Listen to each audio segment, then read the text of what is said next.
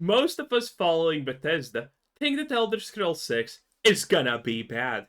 And that's no longer even a hot opinion. Most people agree with this sentiment. Bethesda has literally no talent left. Their current lead writer for Elder Scrolls 6 is Emil Pagliarino of Starfield fame. That's right.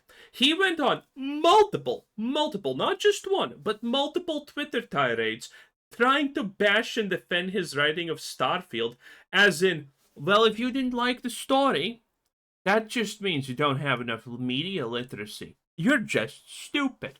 Yes, and he did that multiple times.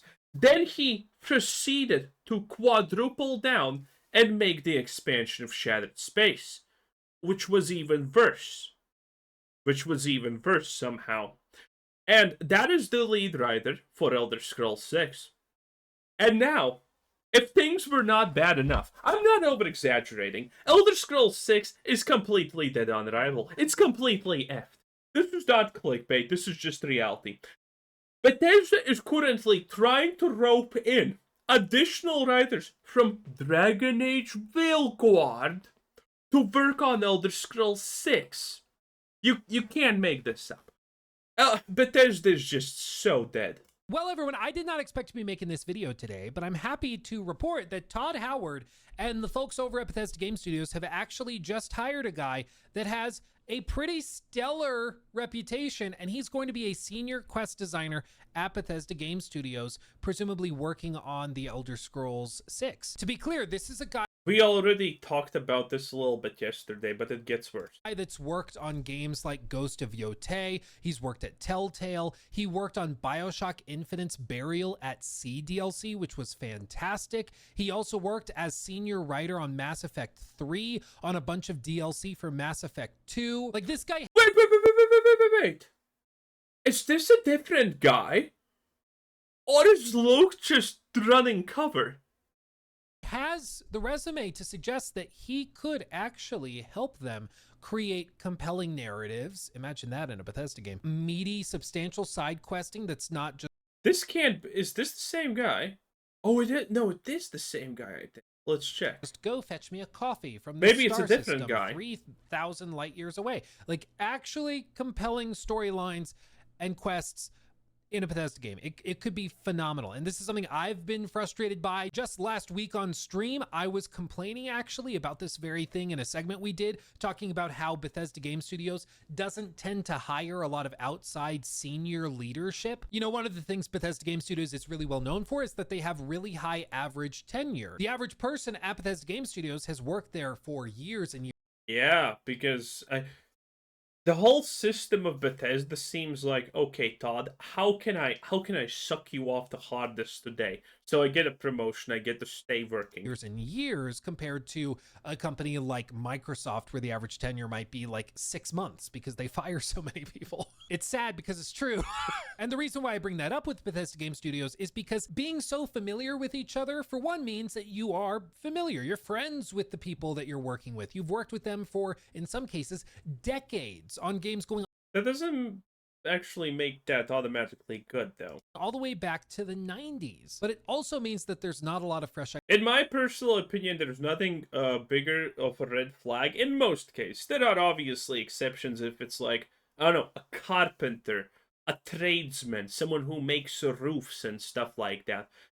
But in a big company like this, like Microsoft or whatever, listen, if you're working 10 years in that company and you're not one of the lead positions, you're a red flag for incompetent. Ideas or perspectives that come into the room. And in a constantly changing and evolving industry, you kind of need that. You need somebody to come in and be like, hey, I worked on The Witcher 3. We should do things this way. This is way better. And sort of help update. That's a completely moronic opinion. He's effectively advocating, oh, all of the old stuff that worked, that's bad. Let's get in people who don't understand the franchise. Let's make the Witcher TV show. How about that? Let's completely ignore all the lore. Fire Henry Cavill because, well, he was the only one trying to establish and make the Witcher lore a thing. And after that, let's shut down the show because the ratings flopped even harder. Yeah, that's a great argument. and shake up the writing department or the questing department or whoever it is to keep games at Bethesda Game Studios fresh and perhaps more importantly competitive, because I think one of people's primary critiques of Starfield was that it just wasn't. Okay, this sounds like he's really, really trying hard to remember his college course that mommy and daddy paid for and that he never used because Nepo baby. This sounds something like out of a college course with a professor who worked in the industry for 2 years 20 years ago and now is trying to explain how he's smart to everyone else. That's what this sounds like. This does not sound like anything that makes sense in real life. Competitive with other space exploration games available in the market at that same time. So the hiring of this guy, John Dombrow, I think actually is a really good sign for Bethesda Game Studios. I think this is the guy. Wait, and I think that this is something that really deserves a lot of praise because his Oh, yeah. This is the same guy, I think. Yeah, this is the same guy. So, he completely glazed the complete loser. Look at this. For Bethesda Game Studios. Okay, so, senior writer at Ghost of Yotei. Something that we already expect is going to be an absolute failure and woke disaster. But again, Luke Steffens is one of those people who cannot even admit that woke exists, otherwise his whole world crumbles around him. So, you can't even hear him say the words woke because it doesn't exist in his mind.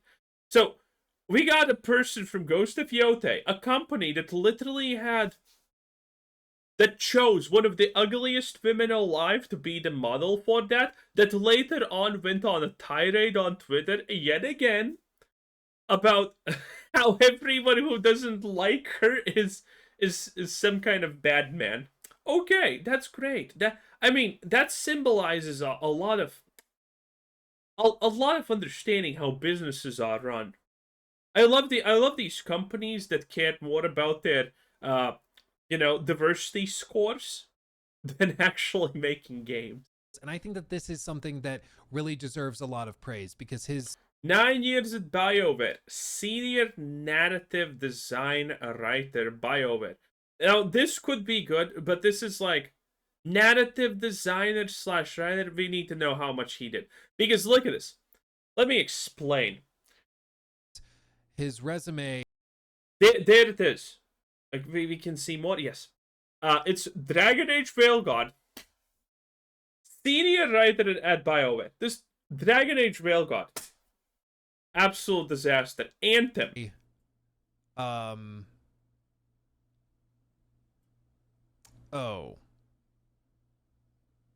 no. Oh wait, did he actually figure out this is bad?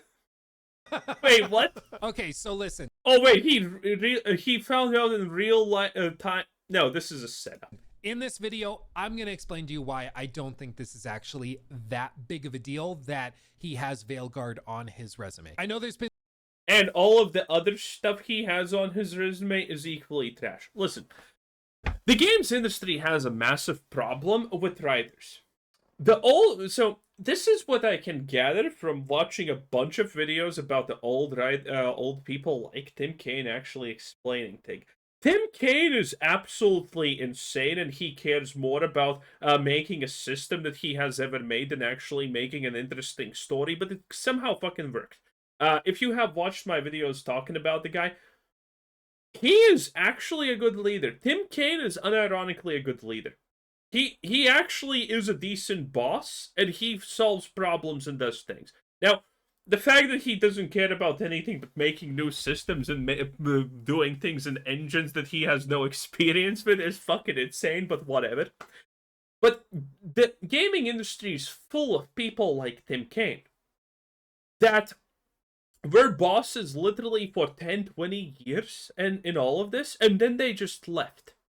And now the boss position is taken care of by people who were under them for 20 years and didn't move a muscle. And by their guidance, they did a pretty good job. And since they did a good job under their guidance, they just get kind of, tossed up. Because remember, people like Tim Kaine are the first generation, effectively first generation, of modern day game developers. And when they left, there was no one to fill the void. They didn't have like a mentorship thing where they mentored people how to handle things. They just had people under them. And those people who stayed there for the longest typically just got elevated into new leadership positions. And turns out these people in those leadership positions now are actually fucking asset leadership positions. They were normal good writers and whatnot under supervision. But now that they have to make the shots and whatever, they just crumble. And this is like a problem that you see throughout all of the games industry currently.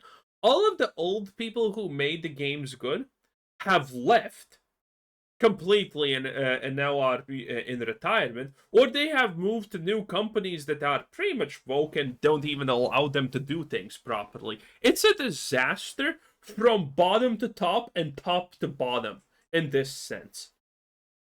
And now a lot of people who don't deserve the spots that they have are getting elevated because there's literally no one else. There's just no one else to even pick.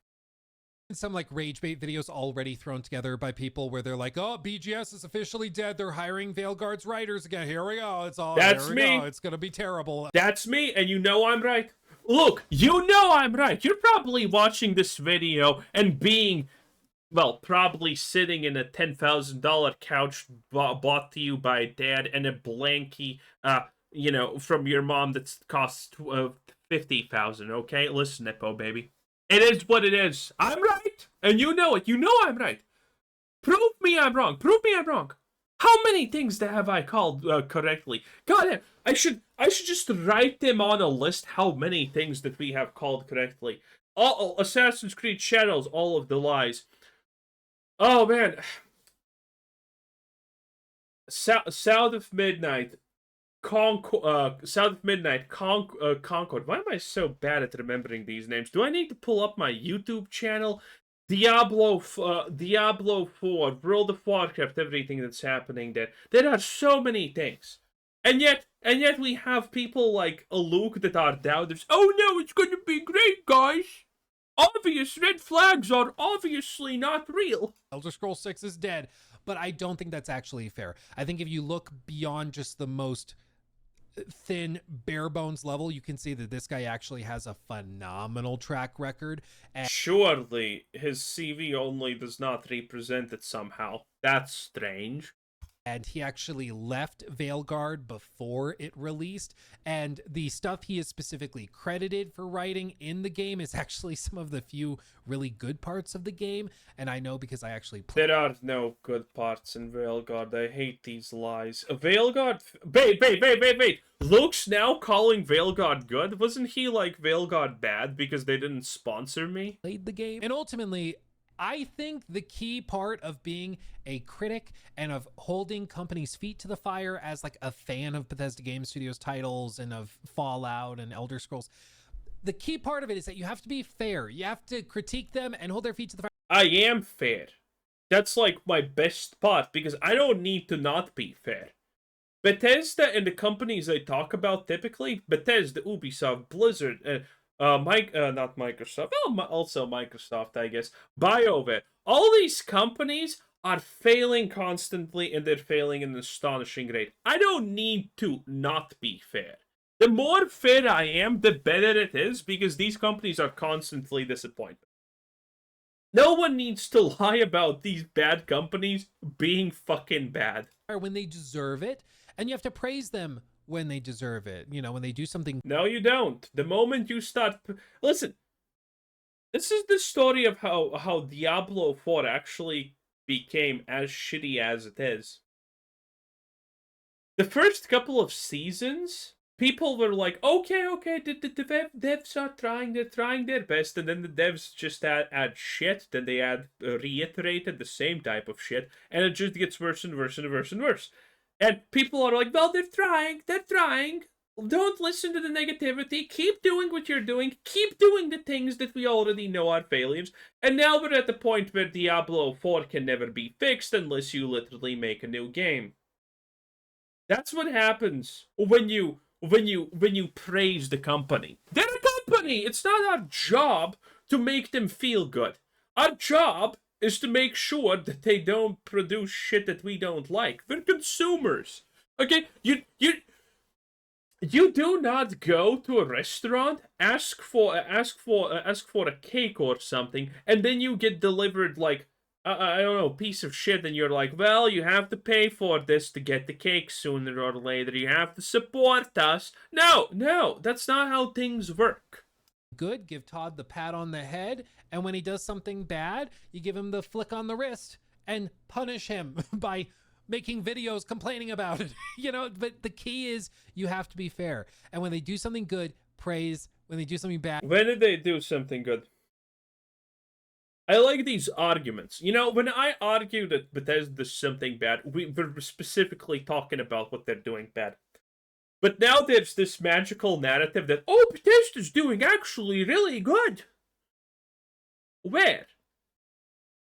I'm sorry, am I blind? Am I just missing it?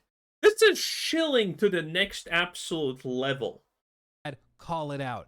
And I think maybe some people expected me to just freak out about this. But honestly, I think, again, if you look at this more fairly than just trying to be upset about it, it's actually a good sign. And as somebody said on the subreddit I saw, the Reddits, of course. Somebody said, it's not like their writing can get worse, which is also true. So I think it's nowhere but up from here. But I think that this guy could actually... okay, that's a joke. It obviously can get worse. Be a really good addition to the team. I'm going to explain why, and I'm also going to explain why I think it's fascinating that they hired him on as a senior quest designer, not as a writer or as a narrative director, which is most of his tags in all. Okay, so now you're admitting that this guy got hired for stuff that he hasn't even previously did. I have seen this CV, and it doesn't look good. It does not look good. For example, Telltale writer for 10 months. How much did he actually do? Adaptation of Game of Thrones. Like, what? Writer on adapting the Game of Thrones as writing? I'm sorry, but I'm not gonna give you credit for shit there. All of his other work is as, like, senior writer. Senior writer, no, wait, this is not the same guy, is it? What is this? Irrational Games. Senior writer on BioShock Infinite, buried at sea. Not 8 months. Oh my god. Okay, listen. If you're a writer and your contribution to a game is 5 months, you were not the lead writer. You were someone that was supposed to, like, maybe rewrite a line of dialogue here or fucking there. That's what you did. You didn't lead anything, you didn't do anything. Writer, senior narrative. Mass Effect 3, this is Andromeda, right? Narrative designer and writer. Oh no, this is a different guy. Oh no, it's a different guy. They're actually mass scooping up Veilguard devs. This one's actually CV in that case is a little bit better than the previous ones, because the previous one was Andromeda and Veilguard. Man, that's bad. Oh no, this is also Andromeda. Co-lead writer on Mass Effect Andromeda. The writing on Mass Effect Andromeda was abysmal. There was nothing good about it. That's been his title, and they hired him as a quest designer. I find that fascinating, and we're going to talk about it in this video. Real quick, though, if you haven't seen it already or entered, I'm doing a PS5 Pro giveaway this month. All you have to Oh, wow, the Concord tags, boys. What a time to be a time. do is stay only aware of that, because it's a free PS5. Okay. Having said that, what's the big deal about Dragon Age the Veilguard, and why would this be seen as scandalous? Let's run through this real quick. Quick recap. Dragon Age the Veilguard was the hotly anticipated sequel in the Dragon Age franchise. It was developed by BioWare, who had a, let's just say, rough go of it for the last decade or so. They put out Mass Effect Andromeda, which was a buggy, broken disaster of a game back in 2017. And then after that, they released Anthem, which was initially announced as Project Dylan. And it was effectively a live service game where you'd fly around in Iron Man suits. It was really weird and also had basically no content. And to be frank, most studios do not get to release 2 catastrophic flops and still make another game. I mean, Ubisoft did that, and now they're bankrupt. Like, most studios get shut down after 1 massive flop.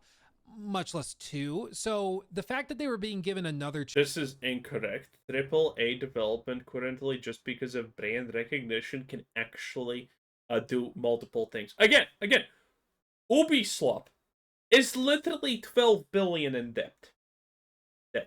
Debt. Or maybe even up to 15 billion. Billion. And they're gonna be bailed out by someone. Tencent in this case, which Europe is not gonna allow. So we're gonna see what happens there at the end. chance with Veilguard was bizarre and very rare in the industry. What's also rare in the industry... Not rare in the slightest. Not rare in the slightest. World of Warcraft Blizzard is releasing garbage expansion for their main games after garbage expansion for World of Warcraft. Again, you can almost take any AAA gaming studio currently that exists and find 2 or 3 disasters in a row. Is releasing a game successfully that has been rebooted multiple times, which is what Veilguard was. You see, my understanding is that it started as a single player game initially when they were like ideating it, and then it turned into a multiplayer game for a few years or a couple years, and then they pivoted back from multiplayer to single player later, like right after COVID. And each and every time they did this, they got rid of directors, put new people on it. They tried to reboot combat systems or dialogue systems. And what you're left with is a single player adventure RPG roleplay thing. But it just feels... People are saying this as its defense for Veilguard. This is not. The difference between a multiplayer game and single-player game does not give an excuse for the talents to be completely boring. It does not make an excuse for the items to be boring. It doesn't make an excuse for the combat to be completely boring, enemy variety that not existing. All of the things that you are trying to defend with the, oh, we got rebooted 15 times. Okay, yeah, sure, maybe that changes the story, agreed. But it doesn't change all of those things. The fact that items are just stupid stat sticks, green arrow go up, congratulations, now you're Diablo 3 and 4. It doesn't stop that. It doesn't stop the fact that talents are bad, that the exploration is ass, that the loot is bored. It doesn't prevent any of this. This is just cope. It's weird. Like, all the missions are set up pretty clearly with the original intent of having party members with you that can complete various activities or puzzles with you. The combat system synergizes in a way where you can tell that probably at one point you were going to have teammates and party members that would complete different synergies with you in the combat system. But overall, it was decent. Like, it wasn't honestly the worst game ever. I played through the whole thing, and to be honest, it was horrible. It was damaged sponge bullshit. The real problems rear their head about 30% of the way through the game. Yeah, I know it's not that far in, but it's because the first 30% or so of the game is actually pretty high effort. No, I saw massive problems in storytelling in literally the first 20 minutes of the game. It's ridiculous.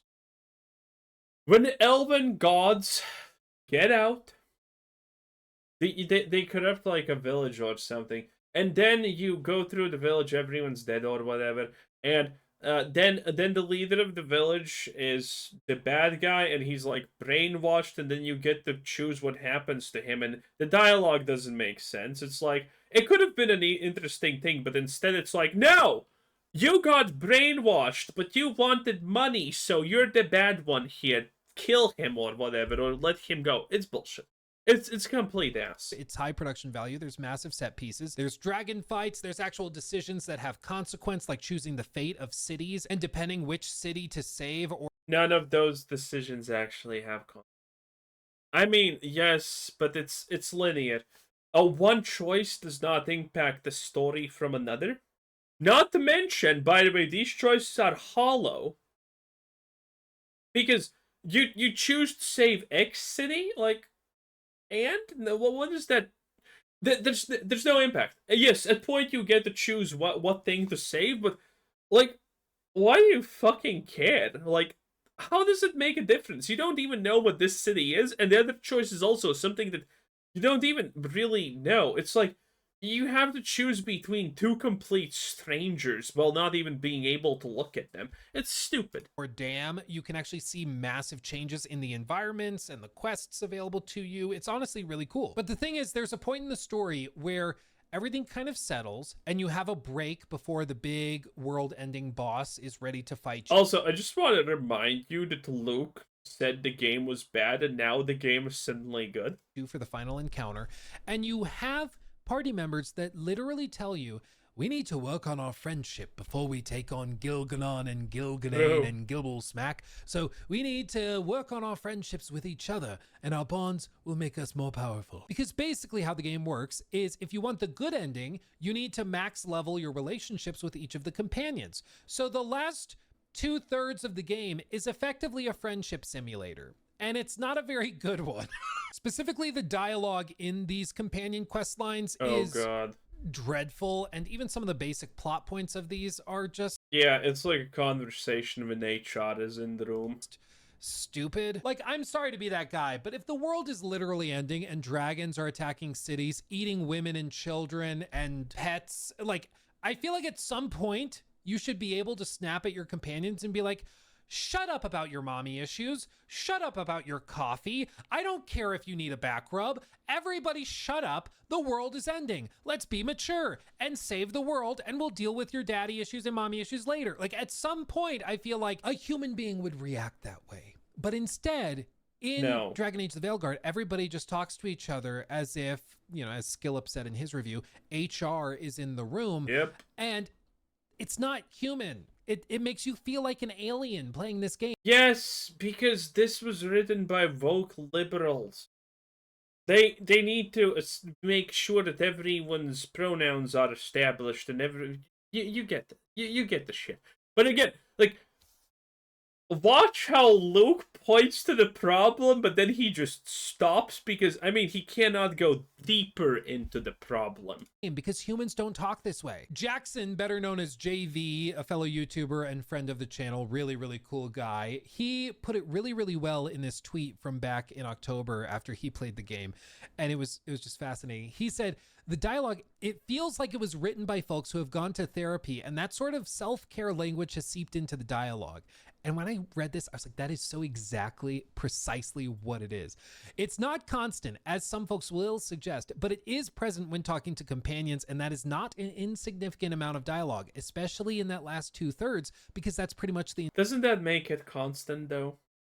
Doesn't that, like, very blatantly make it constant, considering your companions constantly interact with you? Entire game at that point. You have to just, if you want the good ending, like, grind out all of these dialogue sections and all of these side quests and stuff with those characters, and that's when the dialogue really gets bad. And I think what happened is they hired like a secondary team of writers that were each assigned, like, okay, you do the Tosh side quest and companion quest line, you do his quest line, you do her quest line, you do his quest line, and they each got assigned it, and those people were ultimately responsible for how dreadful that dialogue was, which... I mean, he just completely pulled that out of nowhere. That's strange. Is why what I'm going to tell you in a minute is all the more kind of hilarious. But to finish this out, he says, therapy language isn't necessarily a bad thing. I go to therapy, but at times it does not work for me here. Examples: let's take these problems one day at a time. That's all you can do. You might be wondering, Luke, why are you doing that voice? That's because that's what the voice actor sounds like. Look at the bright side of the situation. That's a win in my book. Let's focus on the real issues. We can't be fighting each other. You are enough. You don't need to prove anything. And not once in the game do you have the opportunity... Weak. Pathetic. ...to snap at your companions for being like spoiled brats, because most of them are that, and acting like petulant children, because they do act like petulant children. It's... the guy with the $10,000 watch would probably know. That's true. Really cringy.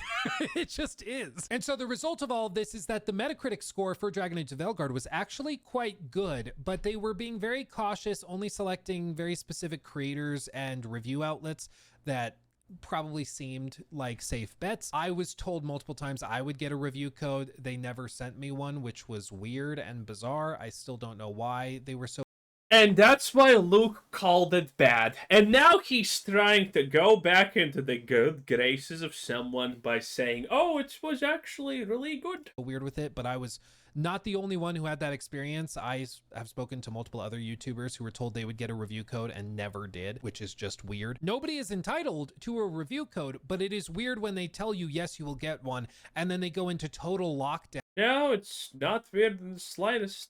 Shortly after that, it's just strange. Looking back, I think it's because gameplay started leaking from a YouTuber that had been given a review copy in the first wave, and so after they saw that his gameplay was leaking, oh, that's Mr. Maddie. That's Mr. Maddie. That's cool. They went into total lockdown and didn't send out any more reviewer codes to any other YouTubers. I believe that's what happened, but I can't be sure. And I probably won't be able to find out anytime soon, if ever, because a lot of the people that worked on Veilguard are no longer there. In fact, after just a few months, all of the directors and writers on Dragon Age the Veilguard were no longer employed at BioWare.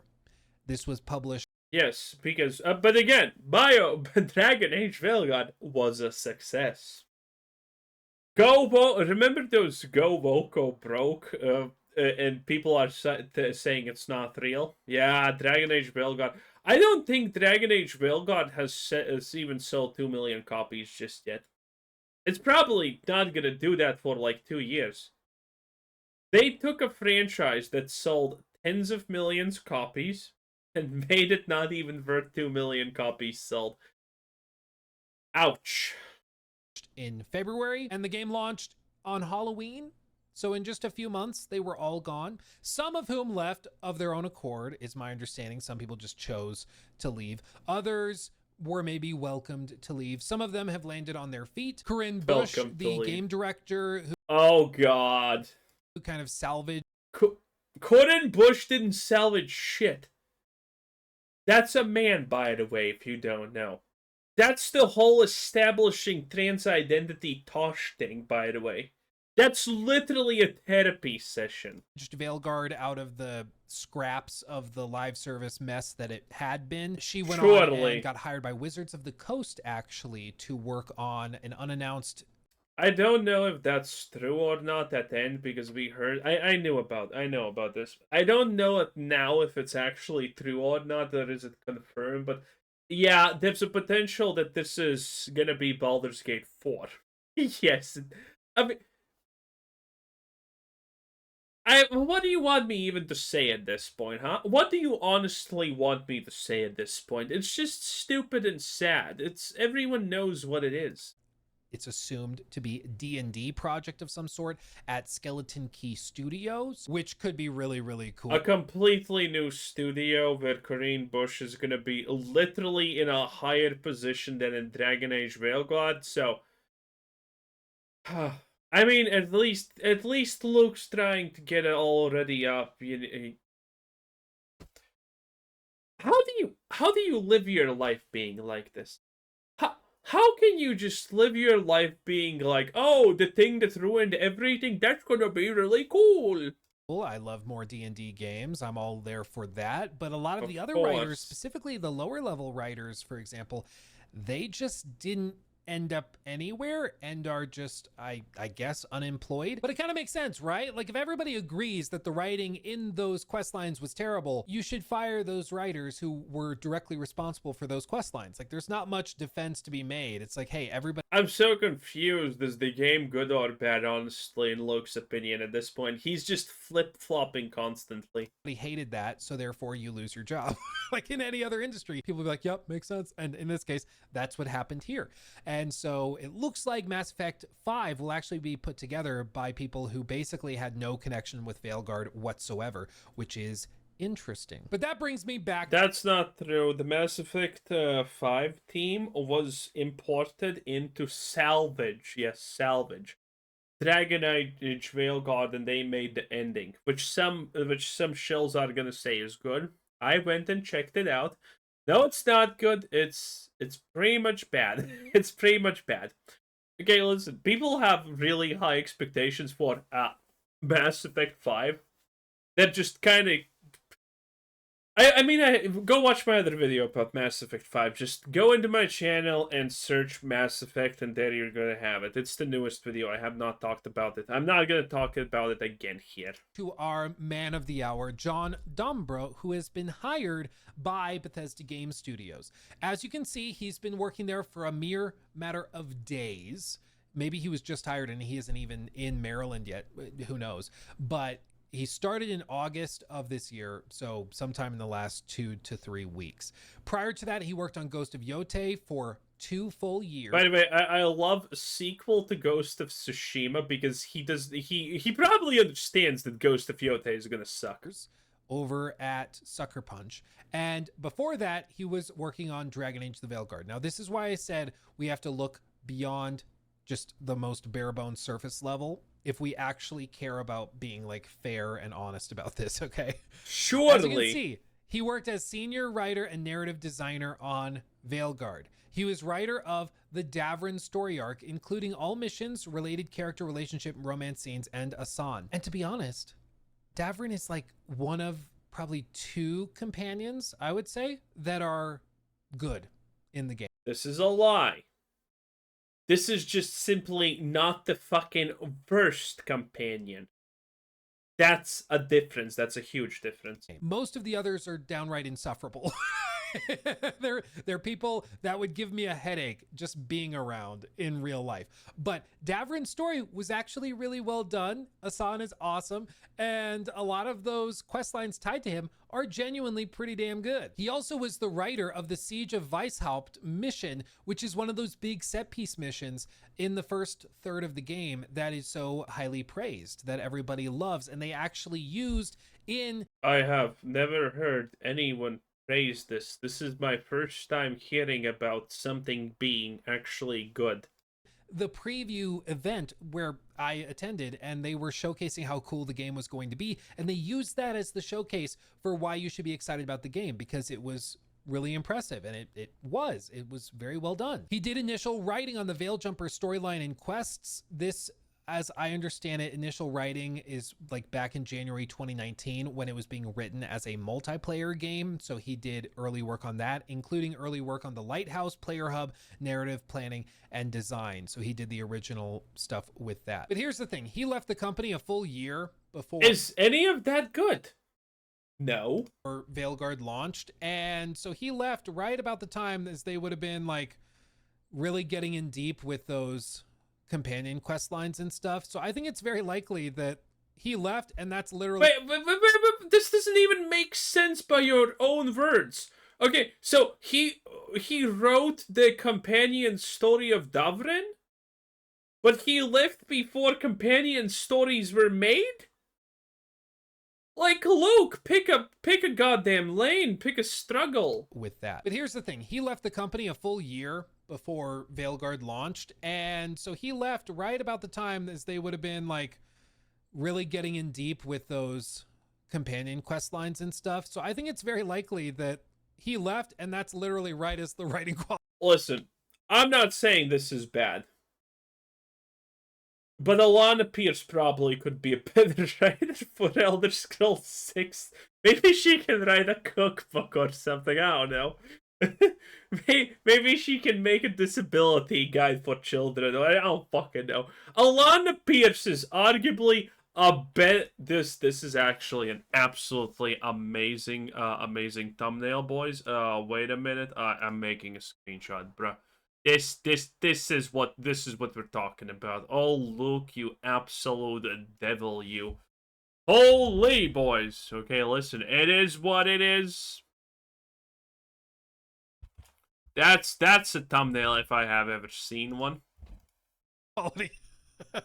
Nosedived. Like, maybe they finished it right as he left and then they just polished for a year. I don't know. Who can say?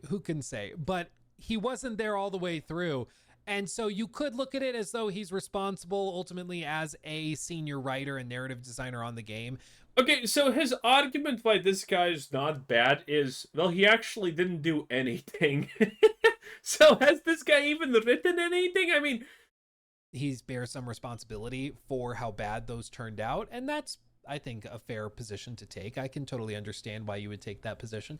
But it's also possible to look at this and be like, maybe he honestly hated those quest lines and was just like, I'm going to go look for another job, and got this job working on Ghost of Yote. That's also a possible interpretation, is that he also was peeved by it. So, there's two sides to every coin, is all I'm saying. Prior to that, he did senior writing and narrative design on Anthem, which, I mean, it had a story, technically. It's just there wasn't any gameplay to sink your teeth into with that story. So, I mean, the world did seem interesting. I'll give him that. It did seem interesting. It just sucked because there was no gameplay to go along with it beyond like initial cool Iron Man gameplay. And then he was co-lead writer on Mass Effect Andromeda, which failed primarily due to technical restrictions. No. Mass Effect and Dragon's Dogma had 5 FPS in cities. No one cared. It was a good game. People kept playing it. If you're gonna tell me Andromeda was bad because it was buggy, get out. That's clearly a lie. And problems. It was super, super buggy. In fact, I actually have a gameplay capture from April 6th of 2017, actually, where I recorded this little clip, and you can see I have it labeled as ground gone. And it's because I tried playing it on PS4 and the game was so buggy and broken that the ground was just gone. And I mean, the game was buggy, but again, this is not what made Andromeda complete trash. It also was the writing. Back in the day, as I recall it, I played through Andromeda like a handful of times. I played a lot of it. I don't know what was wrong with me, but I was a glutton for punishment, I guess. But this was Andromeda at the time. The writing, not necessarily that bad. Like that was not the problem here. The problem, the writing was atrocious. Was the game didn't work. The whole of Andromeda is effectively poorly worded zoomer humor and situations. You get these moments of where it's supposed to be tight, where it's supposed to be important, and then someone is like, "Well, good thing my ass is large." That's Andromeda's writing in a nutshell. I mean, come on. What are we doing? Dude, Very anytime cool. people are like, I don't know, PC-ish. He says he wrote the quest story script, coordinating with level design, art, and cinematics to ensure narrative focus. Again, only 8 months, which means this is literally did nothing. And that was freaking amazing. If you've not tried the DLC, go back, like, seriously. Prior to that, he did Mass Effect 3, senior writer on Mass Effect 3. I was responsible for all 3 phases of writing 3 major critical path missions in Mass Effect 3. All these different priorities. Critical path missions, okay. He laid out. You can see he did specific squad mates, writing 2 characters completely all the way through. And before that, we get into like other things he's done, like screenwriting and other stuff for like the sci-fi. Yes, screenwriting. Channel universe. Polygon Games Universe at VOD was a failure, right? Full-time staff writer at Petroglyph Games on Universe at VOD. Okay. New Regency and stuff like that. At its core, he's a writer, and he does have a fantastic resume. Like, this just is an impressive resume. You have never worked outside of YouTube. You don't know even what the resume fucking is. Stop with the lies. Anyway, I'm fucking out. I'm out, boys. It is what it is. Anyway, that was our boy. This is also another the absolute death in the eyes. The absolute the coldness. This is perfect. You know what? This is gonna be another. This is another thumbnail worthy expression right here, Luke. 10 out of 10. Anyway, that was Luke Stephens. Bye.